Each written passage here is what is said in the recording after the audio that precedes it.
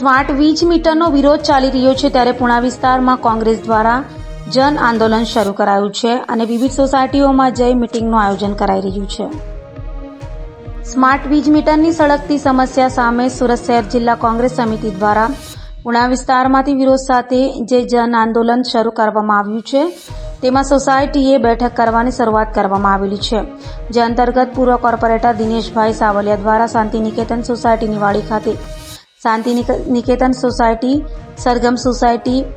દાનગી ગેવ સોસાયટી વિભાગ 1 અને 2, Divya Shakti society, Ayodhyanagar society, Riddhi Siddhi apartment,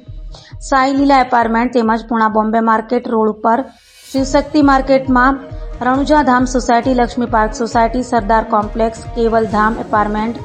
Radha Swami society, Shivshakti society સહિત આજુબાજુની સોસાયટીઓના લોકોને જાગૃત કરવા માટે અને સ્માર્ટ મીટરમાં જે લોકોને તકલીફો પડી રહી છે તેનું માર્ગદર્શન આપવા માટે મીટિંગનું આયોજન કરવામાં આવ્યું હતું, જેમાં દરેક સોસાયટીઓના રહીશો અને આગેવાનો ઉપસ્થિત રહ્યા હતા અને સ્માર્ટ વીજ મીટરની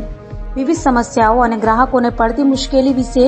ચર્ચા કરવામાં આવી હતી। તો તમામ આગેવાનો દ્વારા સર્વાનુમતે દરેક સોસાયટીના દરેક ઘરેથી વ્યક્તિગત વાંધા અરજી કરી વિરોધ નોંધાવવાનું અને દરેક સોસાયટીઓમાં લોકોને જાગૃત કરવા મીટિંગો અને બેઠકો કરવાનું નક્કી કરવામાં આવ્યું છે। વાંધા અરજી આગામી સોમવારે દક્ષિણ ગુજરાત વીજ કંપનીના મેનેજિંગ ડિરેક્ટર અને સુપ્રત કરાશે એમ પણ જણાવ્યું હતું। મારું નામ સુરેશભાઈ સુહાગિયા, પૂર્વ સભ્યનગર પ્રાથમિક શિક્ષણ સમિતિ સુરત શહેર જિલ્લા કોંગ્રેસ સમિતિના નેજા હેઠળ જે સ્માર્ટ મીટરનો વિરોધ કરવા માટે જન આંદોલન ચલાવવામાં આવી રહ્યું છે એ અંતર્ગત આજરોજ પુણા ગામ ખાતે આવેલ શાંતિ નિકેતન સોસાયટીમાં આજુબાજુની પુણા વિસ્તારની સોસાયટીઓની પ્રમુખો, આગેવાનો અને રહીશોની એક મિટિંગનું આયોજન કરવામાં આવેલું હતું અને એ મિટિંગની અંદર આગામી સોમવારે જે વાંધા અરજીઓ દક્ષિણ ગુજરાત વીજ કંપનીના એમડીને સુપ્રત કરવાની છે તે અંતર્ગત લોકોને માહિતગાર કરવામાં આવેલા હતા